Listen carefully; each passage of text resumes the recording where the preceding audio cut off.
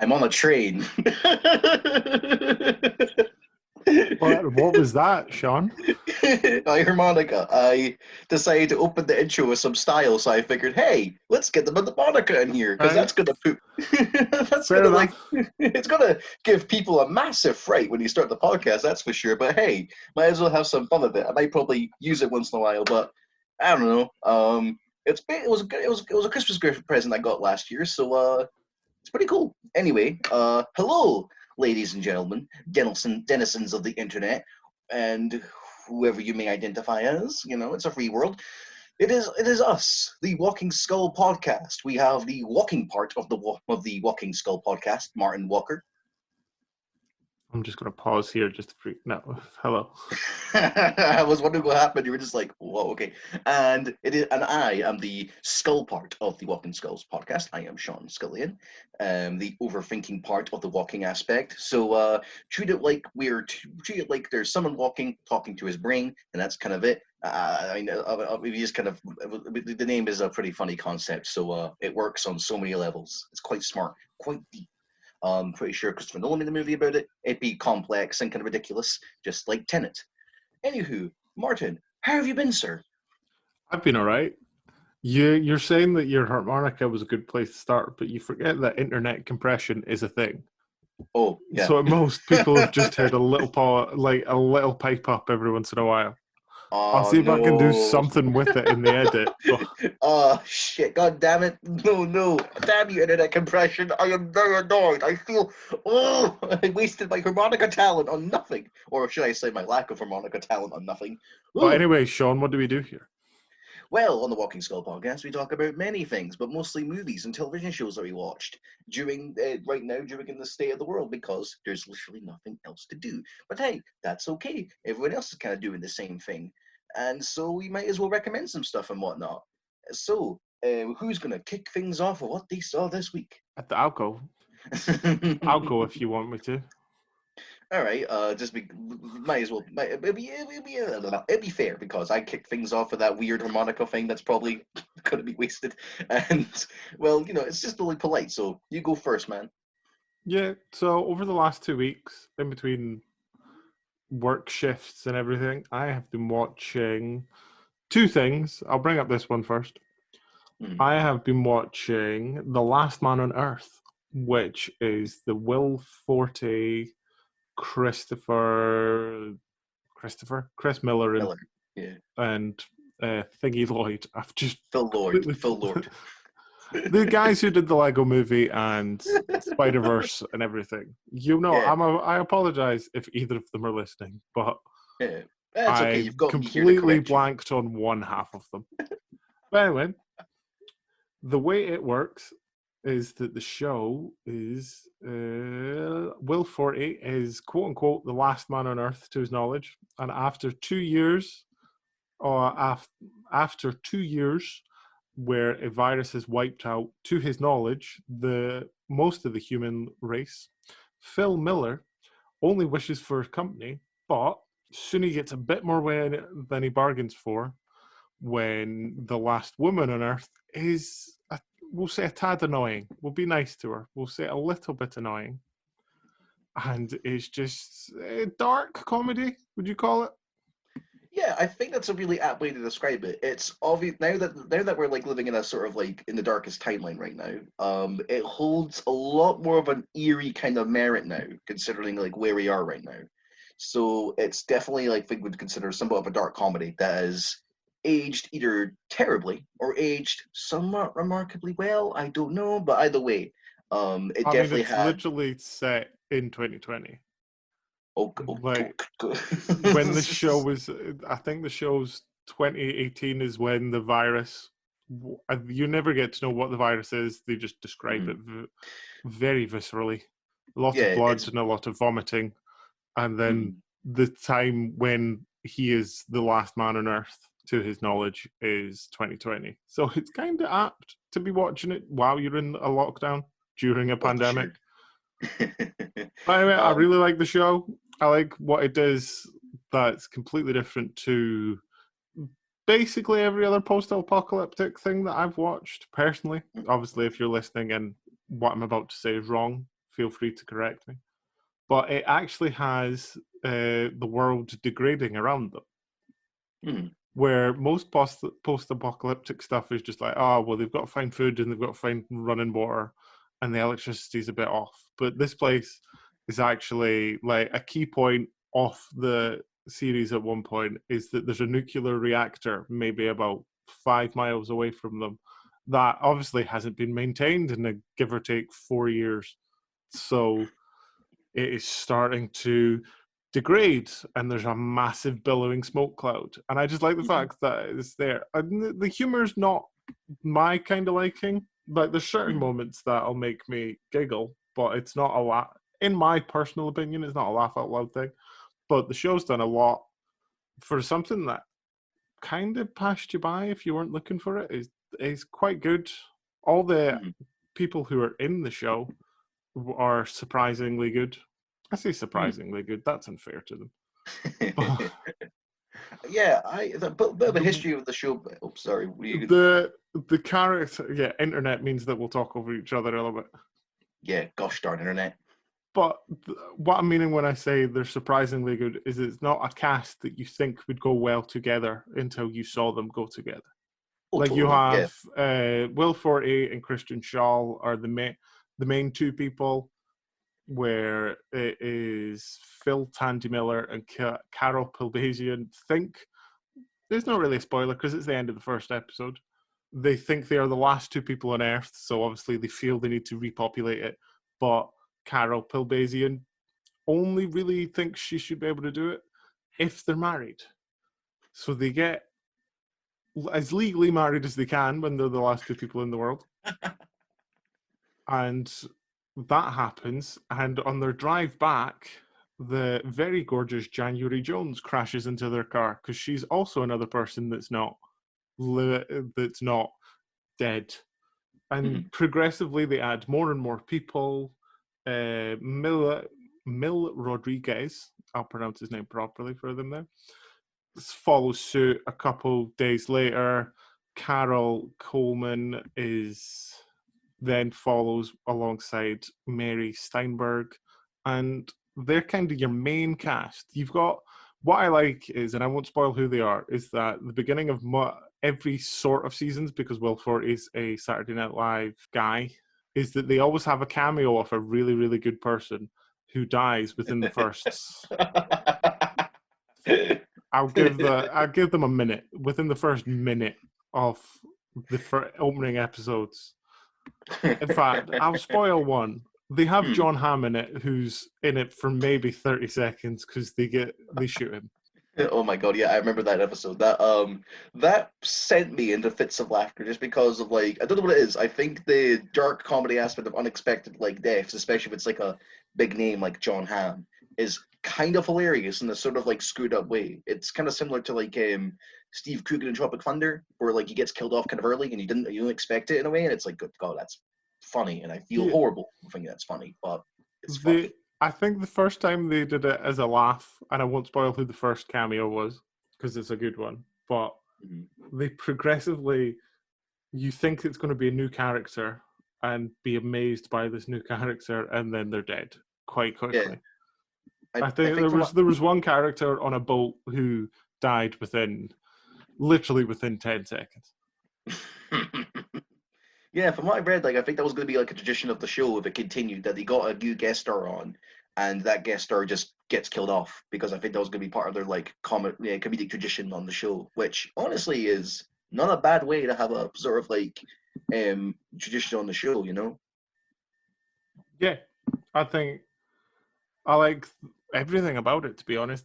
Without being too mean to them, there is certain episodes that you can just sort of skip through, because there's obviously in cartoons and in anime they have things called filler episodes where they don't really add to the main story at all, but they're part of it, and you kind of have to make your way through them. There's a handful of episodes that, I'll be honest, I had skipped through to make sure nothing important happened, but I wasn't really paying attention. Oh, from my aspect of it, I remember watching the show like a couple of years ago. I think it was when like first got a hold of Prime, and it was one of the first shows on there that I watched, and it became like somewhat of an obsession, similar to Bob's Burgers, where I just watched it from beginning to end, and I kept going on about it to friends and people and families, being like, "Hey, you gotta check out Last Man on Earth. It's one of the best comedies I've ever seen." Like, it's good to know that there's more people eventually watching it, and also I just love a lot of the show. Sure, I have to probably watch it just to remember certain things, but if there's one aspect of the show that I think really, really sells it for me, it's the characters. The characters are all really well written and really well performed. Yeah, the characters are they're what you would be in an apocalypse where you've met people that you barely know. They're all fairly awkward, and Mm-hmm. obviously they get into being slightly more comfortable around each other. But if you've bumped into someone and you've known them for 2 days, you're not going to be as buddy buddy as other shows make it Oh, out for to be. sure. You're going to be a bit shifty around them. You're going to be like, they're quite. They seem to be okay, but I don't know what they've done. Yeah, absolutely. Like it shifts the dynamic of like the apocalyptic characters because, like you mentioned before, there's been films and TV shows set in an apocalyptic landscape where a lot of the characters are dangerous and quite shifty and untrustworthy, and you'll have one or two people that are kind of alright, but then for the most part, it's just a lot of like horrifying characters out in this apocalypse trying to get what they can get. Um, like I don't know, I don't think you're going to see the road be about like friendships beginning and like having good, prosperous like ideals and whatnot. But with the Last Man on Earth, a lot of the characters are just so lovely and like just well written. Like hell, one of my favorite character in the show is Mel Rodriguez's character Todd. I love Todd. That character's a sweetheart. I love him. And just the fact that he gets put through all these like arcs and whatnot, and he has these interesting character moments is just lovely. And I think Rodriguez like absolutely does a great job on the character. And the rest of the cast are really good. Like you say, you've got Mary Steenburgen and Cleopatra Coleman. They're wonderful. You've got Jenny Marie Jones, who is amazing. Christian Scull, who is absolutely hilarious. I love her. She's fantastic. And Will Forte, who I kind of want to see more roles like this from him because don't get me wrong, he's funny, but I find it interesting when actors, known for comedies tend to like shift in dramatic tones because there's some really sad moments that occur in the show, and Forty does an absolutely top-notch job of them, like genuinely, like just kind of unbelievable, if you know what I mean. Yeah, it's. I know we say this for a handful of shows, but it's like it's written for actual people. Mm-hmm. Like they're not these crazed killers that go around killing everyone, but they're also not this all-American that can do everything, is amazing with guns and can kill anyone easily without blinking an eye. They're Mm-hmm. all sort of like there's certain moments where they're trying to figure solar panels out and it doesn't go right. There's all Mm-hmm. these other sort of things. Yeah. And it's just there's a weird thing where the Shawshank Redemption plays a bit too long of a role. And I won't tell you how, but it plays a bit too long of a through line in the show. Yeah. But then I wouldn't say a bit too long. I'd say you're not expecting it to just be this running theme. Mm-hmm. Like I think I remember like a part of it. I can remember like there was a lot of references to it, but just in case I'm either forgetting or don't want to spoil it, I'll definitely leave it at that. But I do recall a massive Shawshank Redemption through line throughout the show. Hmm. So, but yeah, like you say, it's a very for a show set in like a fantastical post-apocalypse. It's definitely like a very human show, like on the scale of like Bob's Burgers or a Ted Lasso, where it's just You're characters that live saying in this new world. fantastical at the moment. Oh Fantastical yeah, at the sure. moment. Yeah. Oh boy. Oh no. We don't Well, know if COVID's gonna go songbird route or last man on earth route. or probably somewhere in the middle, or like lighter. I don't know. It's hard to tell. Mm. But yeah, but minus the fantastical comment I just made earlier on. But yeah, it's very, very good, and I probably cannot wait to watch it again whenever I get the chance. Obviously, there's a lot of other stuff I need to watch because the funny thing of recommendations is that they don't stop, and you can't. And the only way to make them stop is by sitting your butt down and watching them. Yeah. Oh well, I mean, if they did stop, we would have finished this series anyway. For sure, we probably run out of We would have made it up to episode 8. yeah, we'd run out of things to talk about, and then probably spontaneously combust. I don't know. But hey, nothing wrong with recommendations. Just sometimes you just can't get through all of them. Is all.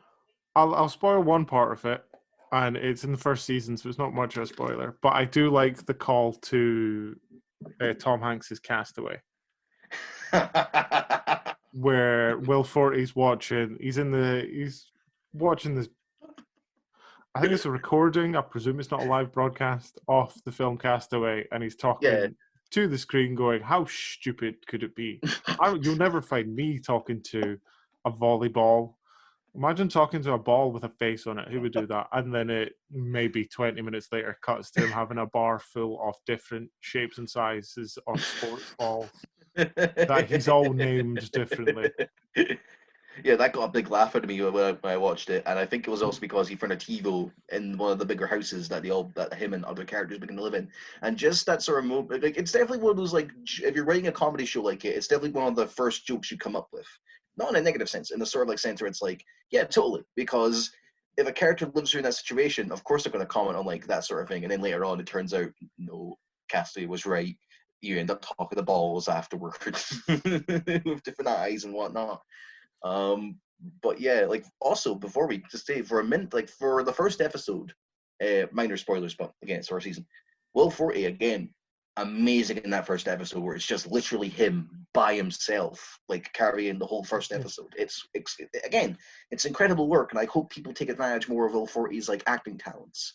Well, I don't know if this is just an Amazon Prime thing, but if you were to watch it, whoever's listening, all one of you, whoever, if you were to watch it, the way they did it for me by Amazon Prime is they rolled the first and the second episode in together. So they did it like a big hour-long one. Yeah. Oh yeah, I think I remember it was like a 45-minute like episode compared to like I think what would they're normally be half like. hour, yeah. Yeah, yeah. Either way, like even if it's a two-parter and mushed into the one, it's still a very, very impressive episode to watch. Not only because of the production value, but also just because again, Will Forte is amazing. Yeah. So let's move on to what Sean has been watching, because we're about 20 Oh, minutes in, so we'll swap around. all right. So the first of two things I want to talk about, I'll mention one thing briefly just to get to the other thing. Briefly, I want to recommend White Tiger real briefly, the new Netflix film, which is very, very good. I recommend it because I want to get a positive out of the way before I get onto this negative thing I'm going to talk about. So, a little bit of a backstory here. So, there's a new Godzilla King Kong film coming out this year. Maybe, I don't know. We don't have HBO Max here in Scotland. It's going to be hard to try find it anywhere unless it's like shoved into the DOV like or VOD like Wonder Woman 1984. Anywho, so because I've only seen the first Godzilla, Kong, Skull Island, first one being quite good, Kong Skull Island being kind of naff, I haven't seen Godzilla. Hey, might as well check it out in a positive or a negative sense. So I decided to check out Godzilla King of the Monsters, and oh boy, I think this would be like one. I think this would be See, one of the I, first. I worked I worked in the cinema when that film was on in rotation, so I get it. I'm guessing you had to like rewatch certain moments of it. And you're just kind of like, well, there goes my enthusiasm for this movie. Yeah, without sounding mean to them, I presume it was a good show Hmm. to whoever was into it. Like, obviously, there's people who are fans of this genre. Otherwise, there wouldn't be a genre. Oh, for Um, sure. but if you don't know, in the cinema industry, if you're working in a customer assistant or whatever you wanted to call me, I don't really assist the customers that well. Hmm. Um, you legally, as part of the company policy, have to check on the film every 30 minutes, depending on the length of the film, maybe twice a film if it's a kid's one. But you get to the stage where you're seeing the same scenes over and over again. Like, I really like Avengers Endgame, but, Hmm. and spoilers for this, I saw Black Widow die about 20 times in the first week. So you kind of Hmm. get over it. Like it starts off like, oh no, Black Widow, no, and then later on you're kind of just like, oh yeah, that happened again. And you just sort of like leave. Yeah, so not to trigger any cinema PTSD review of Godzilla King of the Monsters, but yeah, I want to start off with the positives first because there are, believe it or not, some good things in the movie. First off, the kaiju battles are pretty spectacular. Like Jesus Christ, watching Godzilla versus King Ghidorah or Rodan was just kind of fun to watch. It made me kind of feel like a little kid, like the idea of like getting these two like figures together and just fucking mashing them together and being like, oh hey, it's a kaiju battle. It's one of those like things. I felt like a big kid watching those like things happen, especially the final fight. Like, oh my god, it's amazing. Technically, the effects and whatnot is kind of incredible. Just seeing these these massive monsters just beating the shit out of each other, it's kind of amazing. And the score by Beer McCreary, it didn't have to go hard, but it did. It was a very good score. That's Like, why I like in certain films. I like it where the plot isn't that good, or something lets the side down for the yeah, film, but then the other twos pick up the slack. Like oh, of obviously with course. this one, I think most of the plot or most of the money for like Godzilla, King of the Monsters, was thrown directly at the special effects people going, yeah, so at one point we want him to just give off this massive blue sky beam. Is that all right? Yeah. Sure, we can do that. Like, there's even a cover. Like, even when the film ends, there's a cover song, of Blue Oyster Cult's Godzilla song, that Beer McCreary did about vocalists doing the vocalizing for it, and it's amazing. And I'll get back to it in a minute because I want to have a bit of a thing about that. But yeah, now it's time for the negatives. The plot is kind of ridiculous, and it's Yep. done in this. I mean, here's the thing. Sure, it's kind of obvious the plot is ridiculous, but the annoying thing about it is that they treat it like so seriously, and the cast, who all are impressive actors, have to try make sure this story gets across as serious as they possibly can. And it's one of those like things where it's one of those things where they're trying to follow up the first Godzilla reboot, the 2014 film that Gareth Evans directed, which is very good. Anyway, so they try follow the seriousness of that up with a movie that tries to be serious, but also has a lot of ridiculous elements in it, and it kind of just doesn't work out because they're trying to get the best of both worlds out of it, and it just doesn't work. Especially when the film's plot consists of like Vera Farmiga, who plays the mother of what's her face, Millie Bobby Brown, and has this like plan to bring the monsters in to destroy the world, and he portray it like it's like she's doing a goodish thing, and no, she's basically doing a Thanos, and he treat Yeah. it like it's somewhat of a noble thing, and I was it's going to say after Thanos basically started a cult on the internet of, yeah, he was kind of doing the right thing. yeah, A lot of more villains afterwards have been like, oh, well, they're a villain, but they kind of got a point. I mean, yeah. I mean, don't get me wrong. Villains who have a point have been like a thing for years. But I think when they were Thanos, when you add eugenics into a mix, you're going to have two pigs of people being like, "Whoa, what's wrong? Not eugenics. Eugenics bad," and someone being like, "Actually, no. The population's getting kind of bigger. Gotta like bring it down a little bit." So her motivation is to sort of like get these monsters to battle each other because they were the original gods of the world and whatnot. And later on, like when it actually happens, and you're kind of sitting there going, "What? Why are you betraying her? Is kind of complex like this?" And then later on, she kind of feels bad about it, like, shit, damn it, boys, I may have messed up here. Allow me to sacrifice myself and save the world. Spoilers, but I don't know. I don't think anyone else saw the film, and I don't think anyone really liked it. So, but I find it hilarious because I'm thinking to myself, right, you've got an interesting idea there. Like if you made her a bit more complex, like say she is completely radicalized into the idea that she's doing the right thing, that it would have been interesting. But from the get go, they have like Charles Dance has this other villain, and they portray him as like being the guy who instigated it, and it's like, no, but she caused it. Shouldn't she be like the Charles Dance character, where it's like, yes, I totally did the right thing, and then later on be like, fuck, I may have done a bad thing here, you know? So and but yeah, the cast try, but it kind of doesn't work out. It's a movie that tries to do two different kind of things that just don't work. But the kaiju battles are awesome, though. That's kind of the big positive I have about it. Just anything of Godzilla and the monsters, yes, please, more of that. I'd happily watch a film with just Godzilla by himself. You know what I find funny about this whole Godzilla versus King Kong thing that's coming out and the last couple of King Kong movies and Godzilla movies? Out of all the universes that were going to try and copy the Marvel universe, Mm-hmm. Like you had the the Dooku, where it was the Dark Universe with Tom Yeah. Cruise being a monster and Russell Crowe being a very Australian Jekyll and Hyde. I oh man, but that Out universe of fell on its ass. all the universes that people like you've got DC. DC gave up on it quite quickly. Hmm.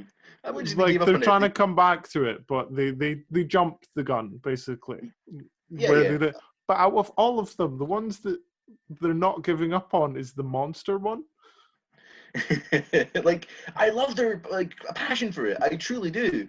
And the casts he managed to get for the first Godzilla and Kong Skull Island and even this one are kind of impressive. But at the same time, it's like, dude, either commit to your human characters or just give us what we want. Just giant fucking monsters beating the shit out of each other. But what's really annoying too about this movie is that the first Godzilla, if you can remember, was a very slow, deliberate film where it didn't reveal Godzilla fully until maybe in the third act. And people were really annoyed by it. They were like, "What? I have to wait for Godzilla? Oh no, I don't want to wait for Godzilla. I want to see him like blow down cities and whatnot." And then we get him in the sequel, and it's compared to the first one, it's not great, but he's there. And it's one of those things where it's like, right, you see what happens when you demand to see like Godzilla in full. You risk like the human characters, and the human characters just become there and not that important at all, and you don't become invested in their plight with these monsters in the side and whatnot. So it's definitely a movie that tries to sort of like be two things at once, and it just doesn't really work out for it. But it was fun. I'm not really too mad about it. I paid for it, had fun. So, you know. From what I remember of it, because obviously I haven't watched it in the last month, it was interesting, especially the when you spoilers, but who cares? When you think he's dying, but then Godzilla goes nuclear, Yeah. literally. It becomes molten and just sort of like melts Boston. And It just melts the city away, and you're like, okay, that's something I didn't know was a thing. But then you yeah. do watch it. You do watch some of the older, like properly Japanese films, Mhm. and they get crazy. Oh, for sure. It's made me want to watch the original Godzilla movies. Not only the very first one, where it was a very serious kind of like examination of like Hiroshima and the nature being like destroyed by humanity, and nature turning around going, do that again, and I'll release this giant lizard monster to come destroy your city. So I'd love to like rewatch a lot of the Godzilla films, but it's definitely one of those like things where I don't know much about the Godzilla lore, so if I see anything that happens, I'll be like, oh wow, that's impressive, and not really be too mad about it. The one thing I know about the Godzilla lore, and it's what I was kind of telling you about earlier on, that I can only vaguely remember, and I can't Mhm. find the story to back up what I think. So it could be utter bullshit. But the one thing I remember is there's a story of in the 1970s when when they were starting the films and all that kind of stuff.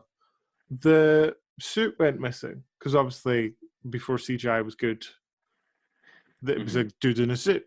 Yeah. Uh, the suit went missing for like a week, and no one knows what happens. No one knows what happened to that suit, but it washed up like at the end of the week on a beach, and no one knows what happened. Still to this day, no one knows where it Jesus went, Christ. who took, because it was the 70s, so security cameras weren't great, Yeah. but it just washed up on the beach one day. Just one of those things, isn't it? Like it must have someone must have borrowed it for like a party, and then it just someone must have washed away. I'm sure, or I don't know, but that does sound pretty hilarious. One of those like weird stories where no one knows what happened. It just washed up. I mean, again, But I read it on the internet, so it could be utter garbage. oh, for sure. So, final thoughts on Godzilla King of the Monsters, very briefly. All the monster stuff, all the monster stuff, amazing, incredible, fun, um, giddy and childlike even. All the human stuff where they try to add all the human stuff that kind of just doesn't work out and kind of feels like there are two scripts like pounding at each other. Not great. I think a lot of the actors deserved better. Despite giving interesting roles, and some are literally just in the background. Like I'm pretty sure Ice Cube's son O'Shea Jackson Jr. is in there, and he gets like 3 or 4 lines, and it's like, dude, this guy's pretty fucking talented. Why is he not in the full movie? Rest of the movie, he's just in the background. But anyway, yeah, human stuff bad, monster stuff pretty amazing. But besides that, it's a pretty movie. You can go into it, but in our opinion, don't go into it expecting Marvel Much. level stuff. No. You're not gonna get like much from it. Hell, you're not even in comparison to like the first Godzilla film that people hated because of no Godzilla.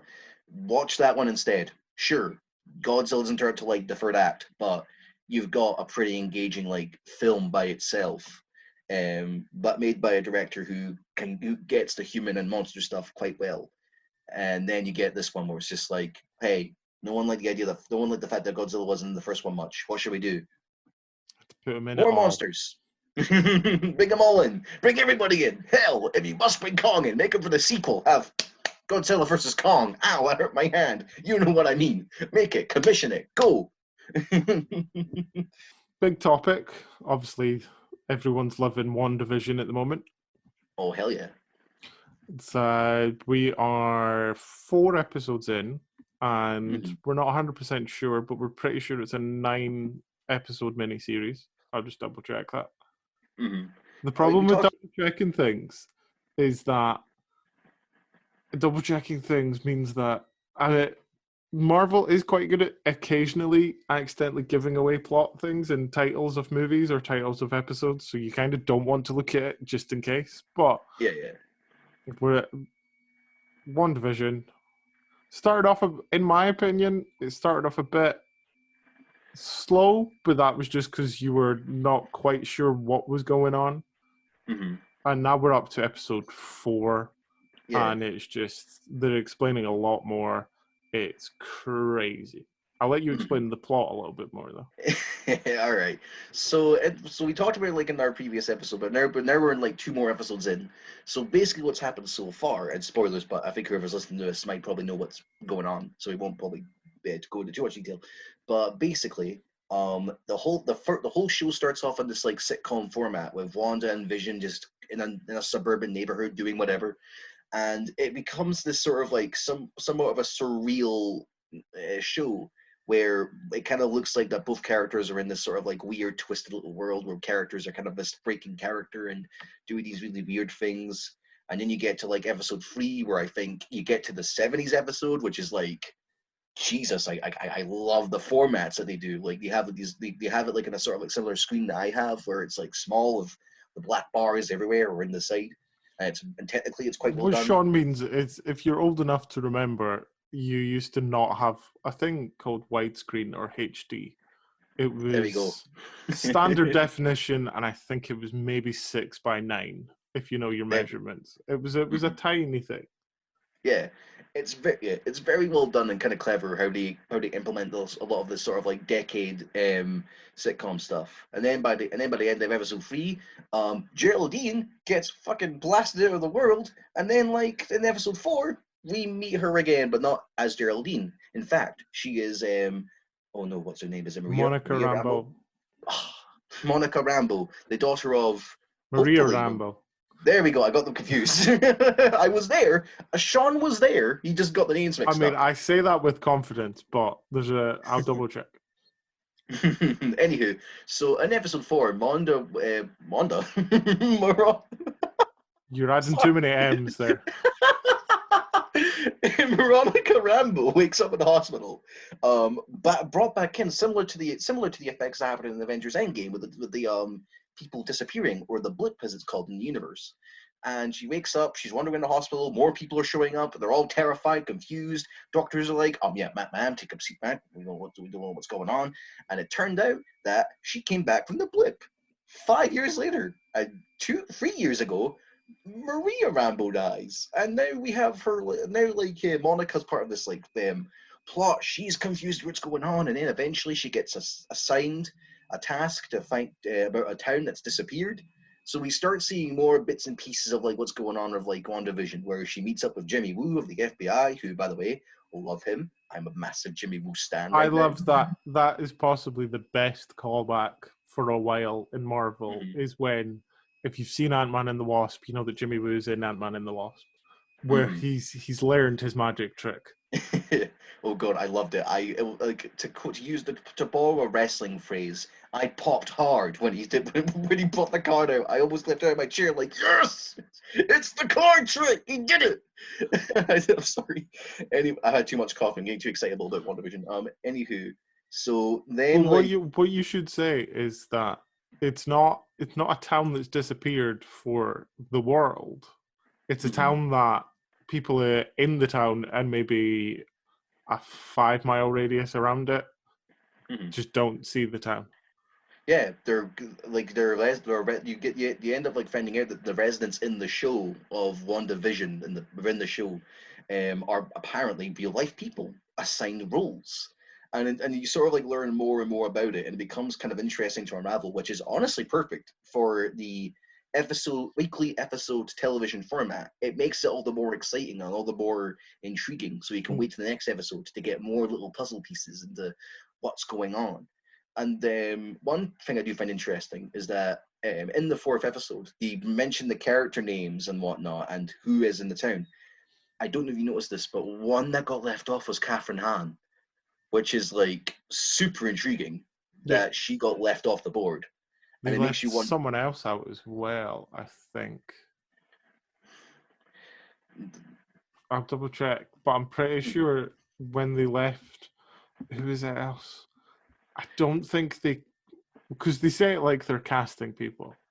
Yeah. It's like such and such playing this person, which I liked.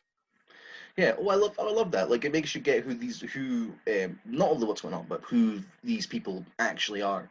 But I'm more intrigued by the fact he left off Catherine Hahn, just because, like, not only does it mean that she probably has a bigger role in the show, than we think, but it's just that she probably, like I said, it's more that she plays a possible pivotal part of the show, which is great because more Catherine Hahn, as far as I'm concerned, she's great, and I think she's wonderful in this show. Oh yeah, they didn't mention the people that are in the adverts. That's interesting. Yeah. That is actually kind of intriguing. So if you've not seen the show, why are you still listening to this? More importantly. But since she's doing a sitcom format, there is an advert once an episode that links to, like, the first one was a Stark toaster, I think. Man. There's two people, and it's the same two people in the adverts for no matter every advert, and they didn't cast them yet. Well, obviously they did cast them, but they didn't put them in. Yeah, it's very intriguing that those three have been left off the board, and you're kind of wondering who they are. But yeah, I'm intrigued by what WandaVision has to offer. Also, just a quick sidebar: Kat Dennings is back, and it's pretty nice to see Kat Dennings back in the Marvel Universe, and she's pretty good. But yeah, to sort of go back to like WandaVision and the fact that there are people that they're calling it boring because of the television format. I've seen like people like I've seen that the director or the creator of the show had to come out and sort of defend the idea of the pacing, which I think is kind of weird because one, it's a television show. They're trying to tell you a story episode by episode. You might as well be patient with it.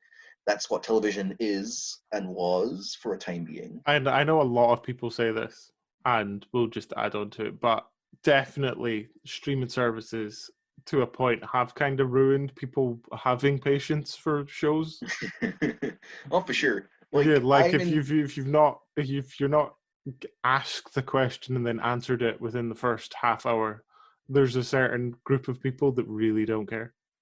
Yeah, like I'm in two camps about it. I love the fact that like you can like just binge watch a whole show because if the plot is intriguing, you could just finish it and be like, oh my god, that was amazing. But at the same time, I like being patient with my shows sometimes. For instance, The Queen's Gambit, which had all of its episodes released in the one go, I didn't watch it in a binge session. I would watch like 2 or 1 episode per day and just sort of like watch it by that way, just because there's so much going on and I don't want to like sour it, if that makes sense. So with WandaVision, the way they're sort of like doing this like episode by episode thing, the same as The Mandalorian, is kind of ideal because that way you're going to get more viewers watching it and the plot is going to unravel a lot more and makes it a lot more intriguing and exciting. And after you're watching the episode, you're going to be like, oh man, I can't wait till next week. I wonder what's going to happen next week.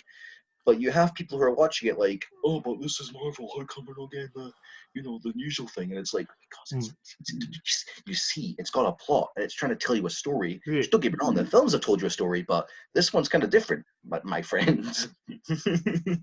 Like, I can kind of see partially where they're coming from, where the first 3 episodes were just whatever sitcom.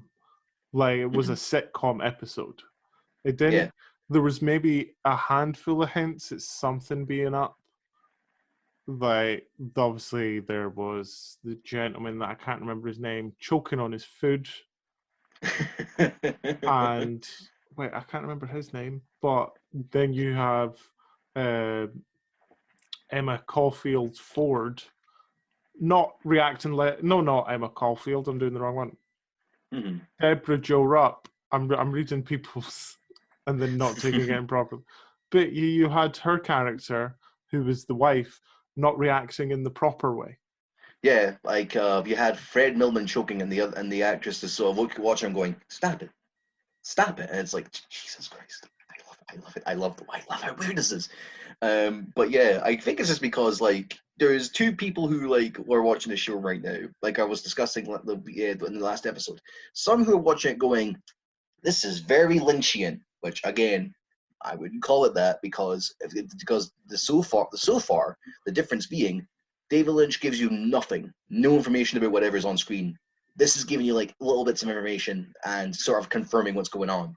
There's no confirmation from Lynch, so if you're still I'd calling it say Lynch, if I was to connect it to Lynch, I'd say it's David Lynch for kids, that's true. if that That's makes definitely sense. Where yeah. But he's not given the full thing, mhm. but he also, if he was to do it, he also gets that there's a high chance that a lot of children will be watching this show, and if you don't give them hints towards stuff at least once an episode, they're gonna be bored. Oh, for sure. You've got to like. I'm not that I'm saying you have to like dedicate yourself to being a making for Lynch because everyone's just going to get confused and have no idea what's going on. But it's definitely like a big David Lynch for beginners, and then after that, you're going to have to go into like the weird David Lynch territory, and then we'll see how you react to some of it. The other thing I was also going to bring up is also the fact that just it's definitely the way it's like going right now, like its story. I'm looking forward to seeing what happens in the end, just because it feels like it's definitely up to a more of a bigger thing. And I cannot wait to see what they've got cooking. Is what I'm trying to say. Well, they've said But it looks that. They've pretty said exciting. that it'll directly lead into what was it, Doctor Strange 2. The Multiverse of Madness, which Yeah. is amazing. I cannot wait to see that. And the fact that Sam Raimi's back to direct it is just going to be like, oh man, yes, please. That's good. I need that. I'm But okay yeah, with so I'm far, okay WandaVision with is it very, being very Sam good. Raimi, but Yeah, yeah. I was kind of looking forward to the guy who was going to bring a bit of a more horror element to it. Oh, Scott Derrickson. Yeah, that's kind of a shame. But then again, he's currently in development of a movie right now. So Oh, I know. that'll be That was purely a selfish call. I'm meaning where I would actually, yeah. I personally would like to see it. It's great that he's got another Mhm. job and everything, but I would have. It's kind of Yeah, like what was it? Edgar Wright's Ant-Man. yeah, for sure. The guy who did it. Like I'm the same on that boat. Just be. Yeah, the guy who did it was really good. Peyton Reed. Mhm, I like his. I really like his Ant-Mans, but mhm. I also it would have been cool to see what he would have done. Oh, for sure. I'm definitely on the same boat in that one. Just because like creative liberties and all that, I would love to see what Scott Derrickson could have done with Doctor Strange too. But oh well, he's moving on to other stuff. That's great as long as he's still making movies. And now his stock has been elevated thanks to the fact that Doctor Strange is one of his films, and people are like, "Wow, this Scott Derrickson guy is quite good. I want to see more films that made for Cargill. I can't wait to see that." And then you've also got like Sam Raimi coming back, and people are going to be like, "Oh my God, Spider-Man!" And with Peyton Reed, like we were saying, his stock is now also elevated. His Ant-Man films are really good. He's also directed it. He's also directed an episode of The Mandalorian, so he could probably end up directing whatever it is he can do now, which is just awesome. But yeah, so far, shut up, phone. So far, WandaVision is very, very good. I'm intrigued as all heck to see where it goes. Yeah, me too. There's not without obviously watching the full show, there's not really much else to say other than halfway through, where I should say that So if you're listening, there might be a lot more pauses because the internet's slowing down a little bit. yeah, Martin's in. Martin, as a reminder, folks, lives out in the borders.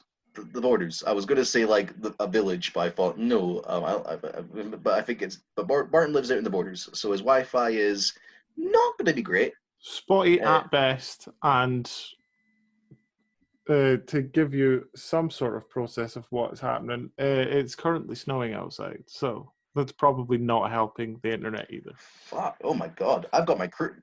Oh, anything right now. So that's gonna be fun to open it and be like, oh no, snow. Anywho, so now we got the middle part out of the way. Let's finish off two of our like stuff that we also seen. Martin, Yeah. what else have you been watching? I have been. My watching's more of a rewatch because I watched it last year, but obviously we weren't doing the show last year. Mm-hmm. I have been watching the Greg Daniels show Upload, which is an Amazon Prime Oh one, hell! Hmm. and it stars Robbie Amell, Andy Alo, and I always completely mess up her name, but if you're actually a fan of the show, you'll get that we mess up these names quite easily. Zanib Yeah. Johnson, and a handful more characters, where Upload is the story of Robbie Amell is a man who, in this world, there is actually an afterlife, but it's an afterlife that exists after, like, it's owned by, if it was in the real world, is like BT brings you this afterlife, or the one he's living in is run by Horizon, where it's Horizon brings you Lakeview, the afterlife.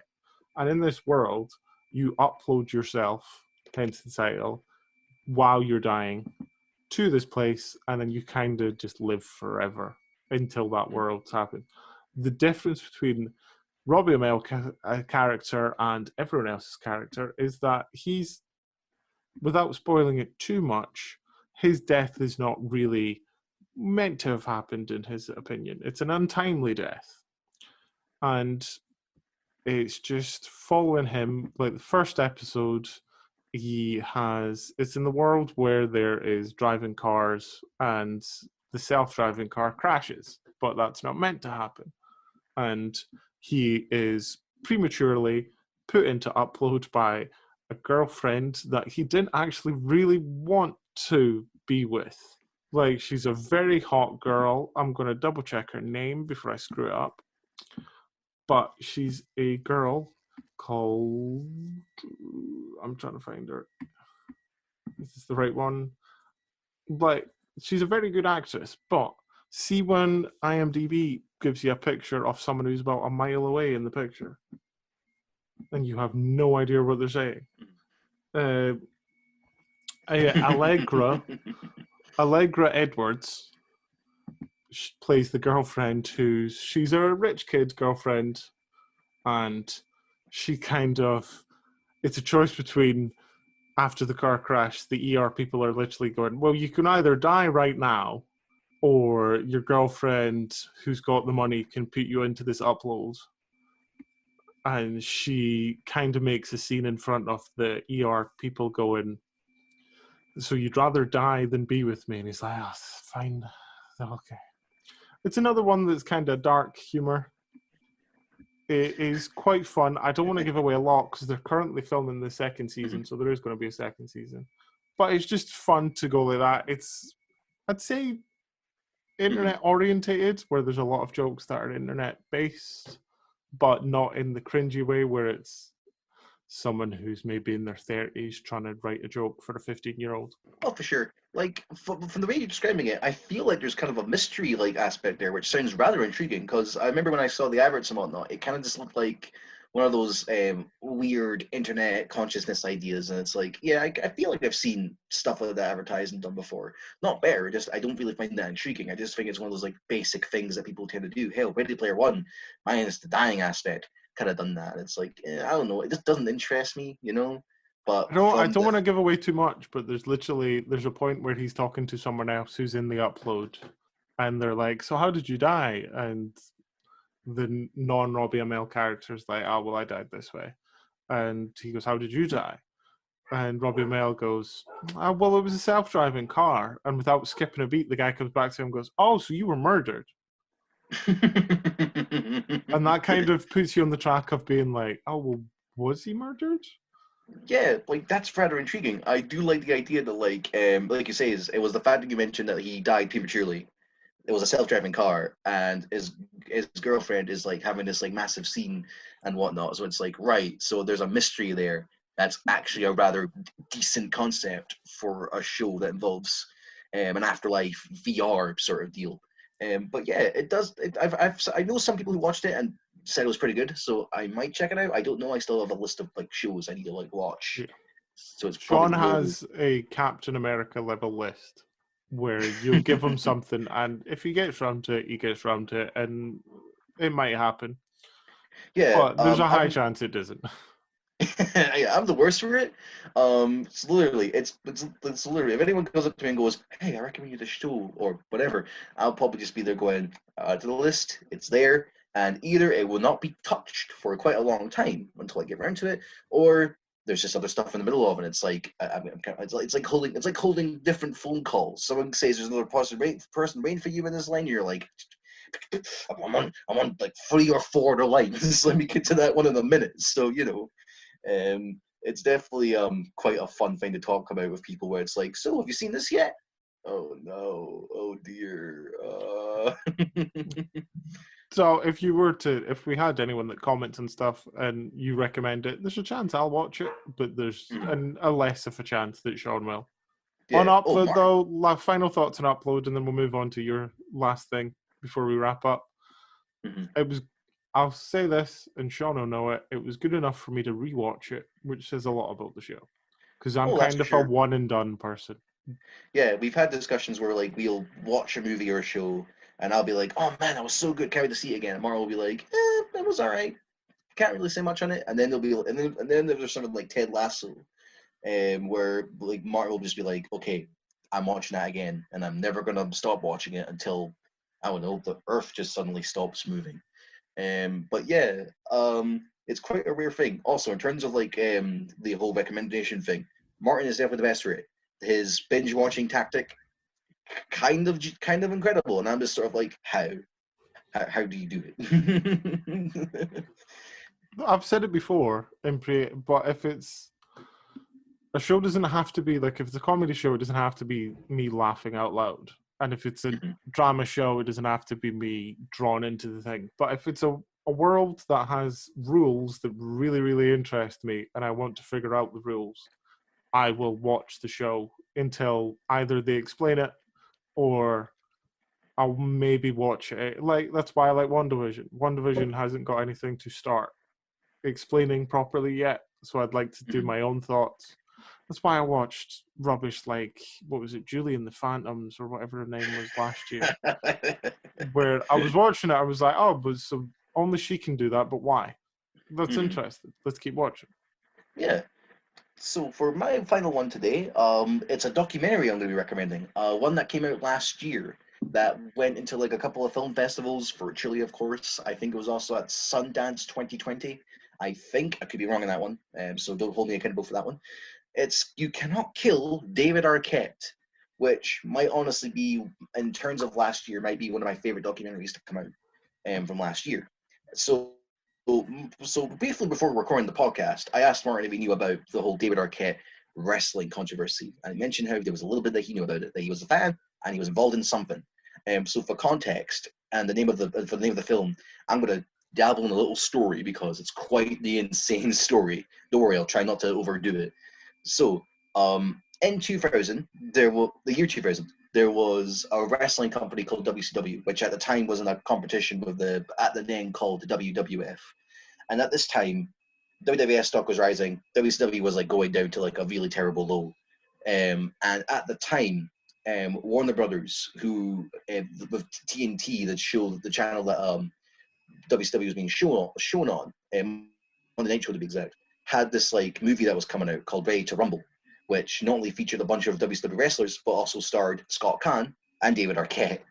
And so, to promote this movie, they had David Arquette, who's a wrestling fan, and was also known as Officer Dewey from the Scream films, come in to a wrestling show and win their world championship just to promote Ready to Rumble.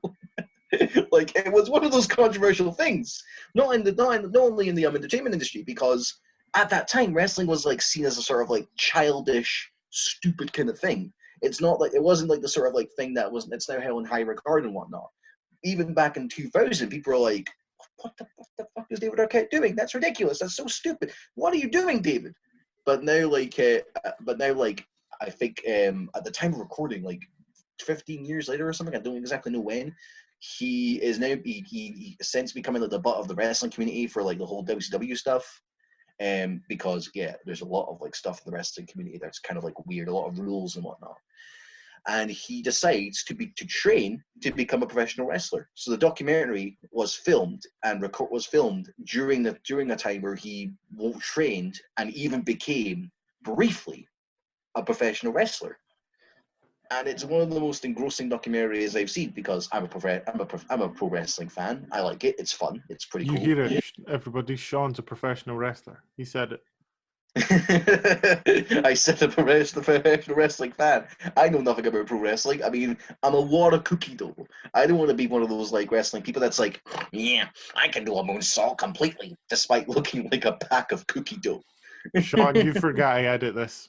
I can make it. I can make it say whatever I want to say. Oh, god damn it, no. I don't even need to find hard. I've just had you say that you're a professional wrestler and that you can do a moonsault. So.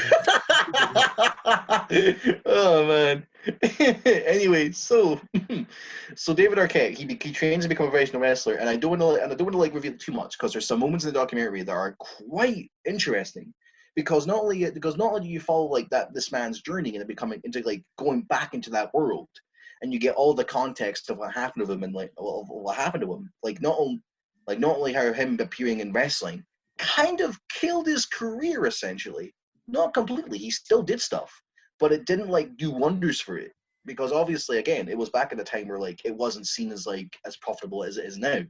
So it kind of like made him look like a fool to like other studio executives, and you just sort of see the fallout of it, what happened to him with it, and like how he even gets into shape to become one, and some of the moves that he does later on are quite incredible, like because you wouldn't expect him to do such a thing.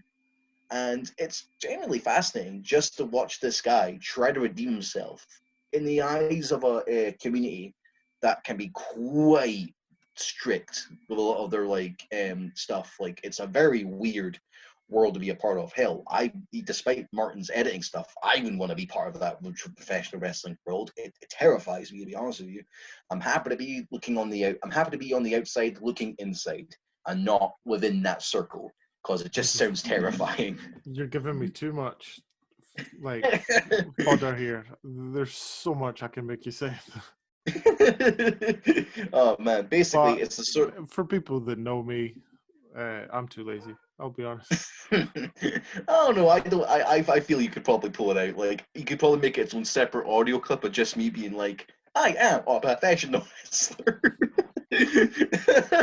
Oh yeah, Anyway, like without being too cocky about my own skill, I can make you say it. It's just laziness will kick it.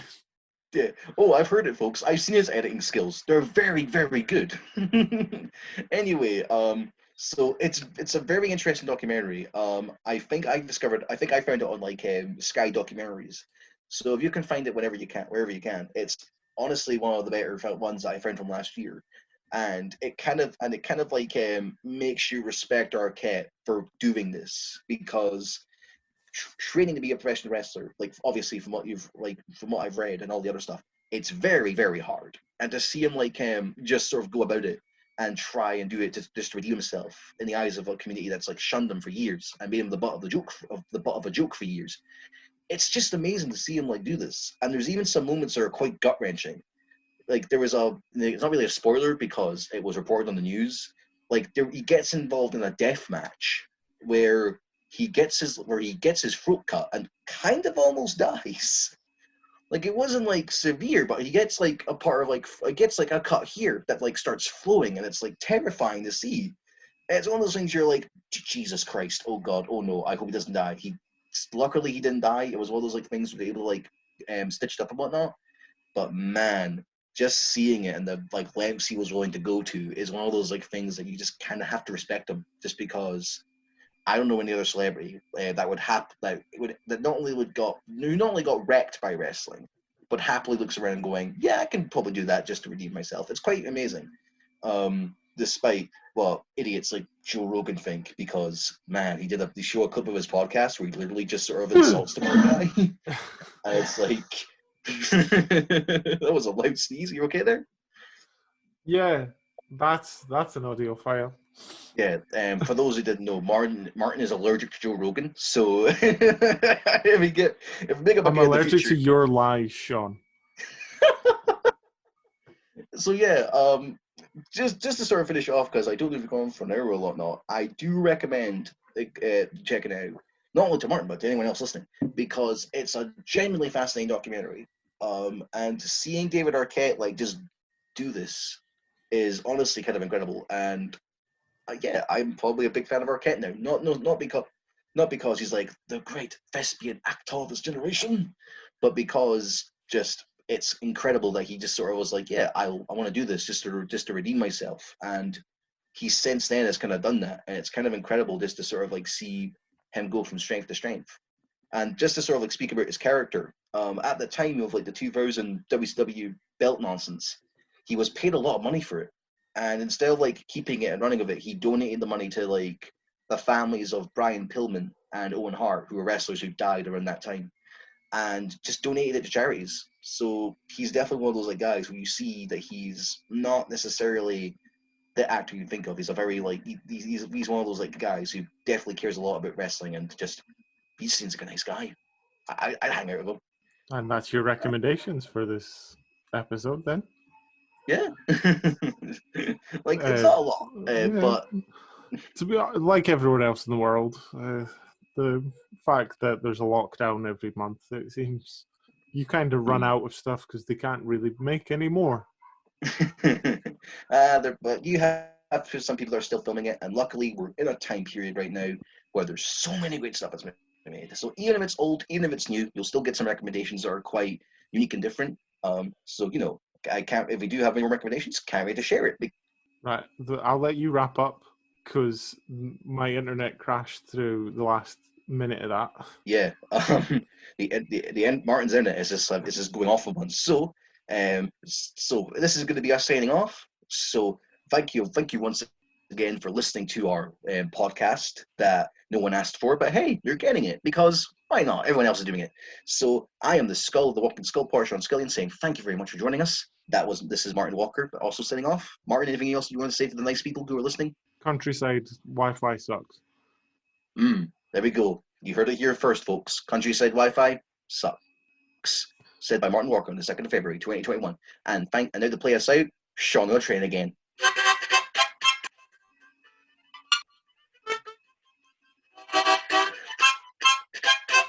Good night, everybody.